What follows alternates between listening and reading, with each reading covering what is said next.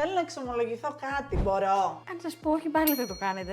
Να μωρέ, επειδή παίζουν κάτι οικονομικά προβλήματα. Καλύτερη τιμούλα παίζει. Δυστυχώς κάτι καλύτερο δεν γίνεται. Υπάρχει τρόπος να βάλουμε λιγότερα. Λιγότερα από τι? Να μωρέ, να βάλουμε μπροστά και πίσω βλέπουμε. Αλεξάνδρα, έχεις δάνειο, υπομονή. Δεν είναι καιρός για να ψάχνεις για δουλειά.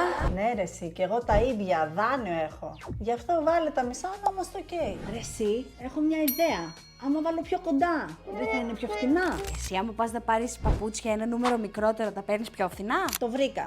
Άμα βάλω μόνο μπροστά για να βγάζω selfie για το Instagram, δεν θα είναι μια χαρά? Όχι, θα είσαι σαν ταινία τρόμου. Δεν θες να συνεργαστούμε σήμερα? Ναι, άλλη όρεξη εγώ δεν είχα να μην συνεργαστώ μαζί σου. Έλα μωρέ, βάλε τώρα τα μισά και θα ξανάρθω να βάλω τα υπόλοιπα όταν θα έχω χρήματα. Κοπελιά, μαλλιά βάζουμε. Δεν είναι εκεί μας να τον βάλουμε μισό-μισό. Καλά, σου έχω μια άλλη ιδέα. Τρομερή και πολύ οικονομική. Τι? Έλα να σου δείξω. Το βλέπεις αυτό εκεί το μαγαζί, πουλάει καπέλα. Θα πάρεις 2-3 να έχεις. Εγώ μαλλιά θέλω, όχι καπέλα. Και εγώ θέλω την ησυχία μου, οπότε λέω να πάτε να πάρετε τα καπέλα.